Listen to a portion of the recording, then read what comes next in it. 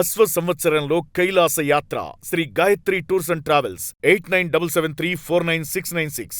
అజద్ గారు రీసెంట్ గా ఒక 2-3 డేస్ నుంచి వస్తున్న న్యూస్ ఏంటి అంటే హైదరాబాద్ లో షుగర్ డాడీ కల్చర్ ఎక్కువైపోయింది అని చెప్పి దీని గురించి వార్తలు కూడా వస్తున్నాయి. అసలు మీ దగ్గర ఇప్పటి వరకు ఏదైనా ఈ షుగర్ డాడీ కాన్సెప్ట్ లో కేసులు రిజిస్టర్ అయినాయా? అసలు దీనికి సంబంధించి ఇది లీగల్ గా కూడా దీనికి ఏమన్నా సెపరేట్ సెక్షన్స్ అలా వర్తిస్తాయా? అంటే లీగల్ గా అంటే ఇప్పటికైతే ఏం రాలేదండి, కేసు అయితే ఏం రాలేదు, ఎక్కడ రిజిస్టర్ కాలేదు నాకు తెలిసి.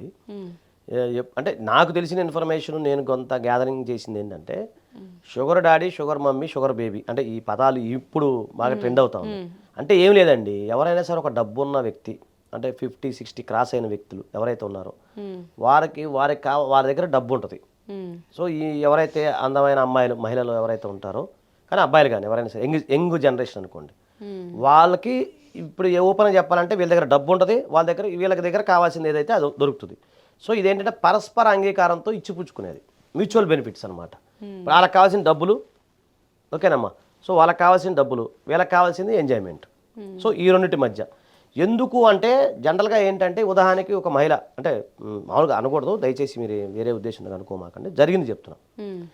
ఒక 20-24 ఒక యంగ్ మహిళ, యంగ్ గర్ల్ లేకపోతే యంగ్ బాయ్ ఎవరు ఉన్నారనుకోండి, ఉదాహరణకి ఆమెకి జనరల్గా ఎవరైనా సరే ఆర్థికంగా ఆయన బాయ్ ఫ్రెండ్ ఎవరు ఉన్నారనుకోండి, ఇతనికి పెద్ద ఆదాయం ఏమి ఉండదు. ఇతనికి 20,000 వస్తే ఆమెకి 30,000 వస్తాయి, లేకపోతే అంతేవరకు ఉంటుంది. కానీ కొంతమందికి ఏంటంటే తక్కువ సమయంలో ఎక్కువ డబ్బు సంపాదించుకోవాలి, ఓకే, సో షార్ట్ కట్ ఎదుర్కొనే మార్గంలో ఇవి దొరుకుతూ ఉన్నాయి అన్నమాట. దానికి సంబంధించి కొన్ని వెబ్సైట్లు ఏదో 11,000 మంది రిజిస్టర్ అయ్యారని నేను పేపర్లో చూశాను, నాకు కూడా ఐడియా లేదు. అదే 11,000 మంది రిజిస్టర్ అయ్యారని చెప్పేసి. అంటే నేను గమనించింది ఏంటంటే షుగర్ డాడీ, షుగర్ మమ్మీ ఈ కల్చర్లో ఏంటంటే వాళ్ళకి కావాల్సిన బయలాజికల్ నీడ్స్ ఏవైతే ఉన్నాయో వీళ్ళు ఇస్తారు, వాళ్ళకి కావాల్సిన డబ్బు లేదు వీళ్ళు ఇస్తారు. సో ఇది ఇక చట్టపరంగా ఏంటంటే ఎక్కడైతే అంటే ఇది పరస్పరం మ్యూచువల్గా జరిగేది కాబట్టి చట్టానికి వ్యతిరేకం కాదు. ఎలా వ్యతిరేకం కాదంటే ఎప్పుడైతే ఒక మహిళని ఒక అతను ప్రలోభ పెట్టో భయపెట్టో లేకపోతే ఇంకో మార్గంలో లొంగ తీసుకుంటే అది లీడ్స్ టు మీరంటే క్రైమ్ అవుతుంది. ఎక్కడంటే మ్యూచువల్ బెనిఫిట్, నీకేంటి నాకేంటి అనేది ఉంటుంది. ఇప్పుడు ఇంకోటి చట్టంలో ఏంటి, మీకు ఒక ప్రశ్న అడుగుతాను. చట్టంలో ఒక మైనర్కి సంబంధించిన బాలికలో లేదా బాలుర్లను కనుక ఏదైనా వేధిస్తే 18 years లోపు వాళ్ళు అంటే 19 years అనుకోండి, ఇప్పుడు 19 years లోపు వాళ్ళు వేధిస్తే ఒక పోక్సో యాక్ట్ అనేది ఉంది. అలా కాకుండా 19 years దాటిన వ్యక్తి 19 years నుంచి 100 years లోపల అతను ఎంతవరకే బయలాజికల్గా ఉండాలి లేకపోతే ఎంతవరకే సెక్సువల్గా పార్టిసిపేట్ చేసిన చట్టంలో ఏమైనా ఉంటుందా? లేదు కదా, ఎక్కడ లేదు కదా. సో అంటే మినిమం ఏజ్ అయితే ఉంది ఒక దానికి, ఈ కార్యక్రమానికి మినిమం ఏజ్ అయితే ఉంది, మ్యాక్సిమం ఏజ్ అయితే చట్టంలో లేదు కదా. సో దాంట్లో బెనిఫిట్స్ ఏముంటాయి? అందుకు మనకి కన్యాశుల్కం నాటకం ఉంది. కన్యాశుల్కం నాటకం ఏముంది, పూర్వ రోజుల్లో ఒక చిన్న పిల్ల ఎవరైతే ఉన్నారో ఆమె చనిపోయిన ఒక అమ్మాయిని, ఒక చిన్న పాపని ఒక ముసలి వాళ్ళకి ఇచ్చి పెళ్లి చేసేవాళ్ళు. దాని నాటకం అదే కదా, కన్యాశుల్కం నాటకం అంటే అదే కదా. ఒక చిన్న పిల్లని ఒక వృద్ధుడిగైనా వాళ్ళకి ఇచ్చేవాళ్ళు. ఎందుకు వృద్ధుడైనా అంటే డబ్బు కోసం, ఆయనకు పొలాలు స్థలాలు గిలాలు ఏ ఉంటాయి ఉన్నప్పుడు ఈ యొక్క పాపని చిన్న అమ్మాయిని 14 అప్పుడు ఇవన్నీ చట్టాలు లేవు కాబట్టి 14-15 years ఏదో ఉన్నాయో బాల్య వివాహాలు ఉంటాయి కదా, వీళ్ళని తీసుకెళ్ళి ఆ పెద్ద అతనికి పెళ్లి చేసేవాళ్ళు.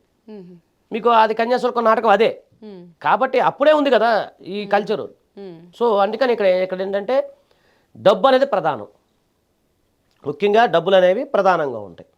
తర్వాత ఒక సినిమా ఒకటి ఉంది, ఆయన పేరు ఉంది, ఒక ఆయన బాగుంటుంది మూవీ, ఇదే ఉంది, దాని పేరు గుర్తురాట్లా, బాలాదిత్య గారు ఉంటారు, బాలాదిత్య ఉన్నారు, ఒక సినిమా ఉంది ఒక 1940s బాలాదిత్య గారి సినిమా ఉంది, రైట్. అతని సినిమా చూశారు కదా మీరు, అందులో ఒక ముసలాయన ఒక అమ్మాయి పెళ్లి చేసుకుంటారు, ఆ సినిమా అదే కదా 1940 సినిమా పేరు, నేను టీవీలో చూశాను. సేమ్ అలాగే అప్పుడు కూడా ఉంది కదా అట్లా లెక్కేసుకుంటే. సో అది అనమాట, అది ఇప్పుడు ఇది ఈ రకంగా కనబడతా ఉంది. సో ఇక్కడ బయలాజికల్ నీడ్ ఒకళ్ళది, డబ్బు అనేది ఒకళ్ళది.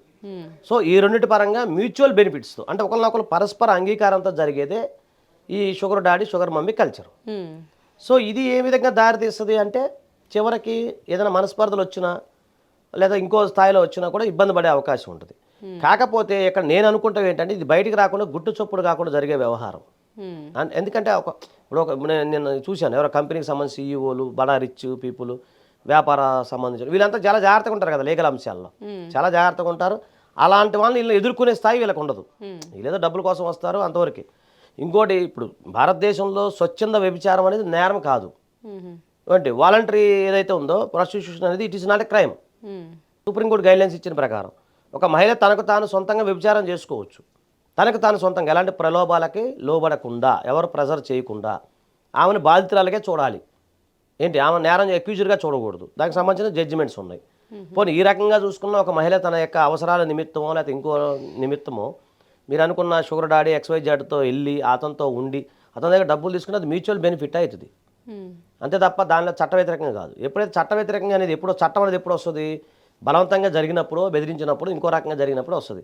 కాకపోతే నేనేమంటున్నాను, ఒక భారతదేశ పౌరుడుగా సంస్కృతి సాంప్రదాయాన్ని ప్రేమించే వ్యక్తిగా ఇలాంటి అడ్డదారులు తొక్కొద్దు. ఎవరైనా సరే మహిళలైనా పురుషులైనా సరే మీరు కష్టపడి మీ యొక్క సంపాదించి డెవలప్ కావాలని మేము కోరుకుంటాం. కాకపోతే ఇప్పుడున్న పరిస్థితులు ఏంటంటే మహిళలైనా పురుషుడైనా ఎవరైనా ఇప్పుడున్న జనరేషన్కి మనం చెప్పే స్థాయి మన కాదు, మన మాట ఎవరు వినరు. సో వాళ్ళకేమంటే ఈజీ మనీ కావాలి, ఆర్థికంగా వీళ్ళు డెవలప్ అవ్వాలి, వీళ్ళకేంటి బయలాజికల్ నీడ్స్ కావాలి. సో ఈ విధంగా ఇది కల్చర్ అనేది ముందుకు వెళ్తూ ఉంది. సో దీంట్లో మనం ఏమి అడ్డుకట్టేసేది ఏం లేదు. ఎందుకంటే మ్యూచువల్ బెనిఫిట్ ఇదంతా, ఇది మ్యూచువల్ బెనిఫిట్తో జరిగేది. సో మ్యూచువల్ బెనిఫిట్తో జరిగేదానికి మనం ఏం చేయలేం కదా, కోర్టు కూడా ఏం చేయలేరు. ఎప్పుడు రివర్స్ అవుతుంది? ఒకవేళ ఈ అమ్మాయి కనుక డబ్బులు తీసుకొని అతను అనుకున్న బయలాజికల్ నీడ్స్ సర్వ్ చేయకపోతే అప్పుడు ఏదైనా డబ్బులు తీసుకుంటే చీటింగ్ కేసు అవ్వచ్చు. లేదు ఈ అమ్మాయిని కనుక అతను బెదిరిస్తే BNS సెక్షన్స్ ఏవైతే మోడెస్ట్ ఆఫ్ ఉమెన్ కింద ఆ సెక్షన్స్ కింద 318 లేదా 351 ఇట్లా సెక్షన్స్ కింద అప్పుడు బయటపడుతుంది.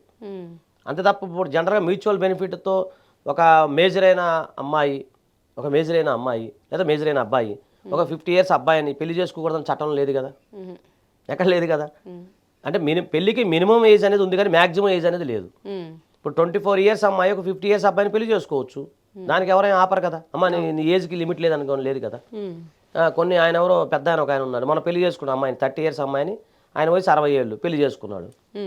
అలా మా క్లయింట్ ఒక ఆయన ఉన్నాడు, ఆయన 70 years, ఒక ఆమెకి 30 years, మొన్న పెళ్లి చేసుకున్నారు ఇద్దరు. సరే వాళ్ళిద్దరి మధ్య బెనిఫిట్స్ ఏదో మాకు తెలియదు, చేసుకున్నా దానికి ఏదో రిజిస్ట్రేషన్ చేయించాను సార్ అంటే రిజిస్టర్ ఆఫీస్కి తీసుకెళ్ళాం. చూస్తే ఆయన ఆశ్చర్యం ఇదేంటంటే అంటే అది చట్టంలో అయితే మినిమం మ్యాక్సిమం ఏజ్ అయితే లేదు కదా, రిజిస్టర్ చేసాం ఇచ్చాం. ఆమెకి పెళ్లి కాలేదు, అతనికి భార్య చనిపోయింది, ఇద్దరు లేకలే కదా. అంటే చెప్తున్నాను అట్లా చాలా ఉన్నాయి, మీకు తెలియకుండా బయటకు వచ్చే చాలా ఉంటాయి. కాబట్టి ఇందులో ఎక్కడ ఏమి ఉండదని మ్యూచువల్ బెనిఫిట్స్ జరుగుతున్నాయి, పరస్పర అంగీకారంతో వెళ్తున్నాయి. కాబట్టి ఈ సంబంధాలు ముందుకు వెళ్తున్నాయని నేను అనుకుంటున్నాను వ్యక్తిగతంగా.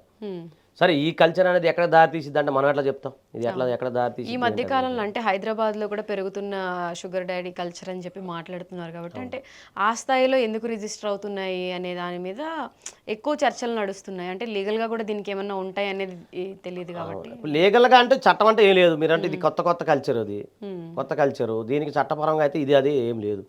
ఎప్పుడైతే బెడిసి కొట్టి బలవంతంగా జరిగినప్పుడు మాత్రమే చట్టం అనేది బయటకు వస్తుంది. ఓకే. సో కాబట్టి మనకి ఏ రకంగా చూసుకున్నా, హిందూ మ్యారేజ్ యాక్ట్ ప్రకారం చూసుకున్నా, ఇంకో రకంగా చూసుకున్నా, హిందూ మ్యారేజ్ యాక్ట్ ప్రకారం ఒకవేళ వాళ్ళు పెళ్లి చేసుకోవాలనుకున్నప్పుడు అతనికి జీవించిన భార్య ఉండకూడదు, ఈమెకు కూడా భర్త ఉండకూడదు.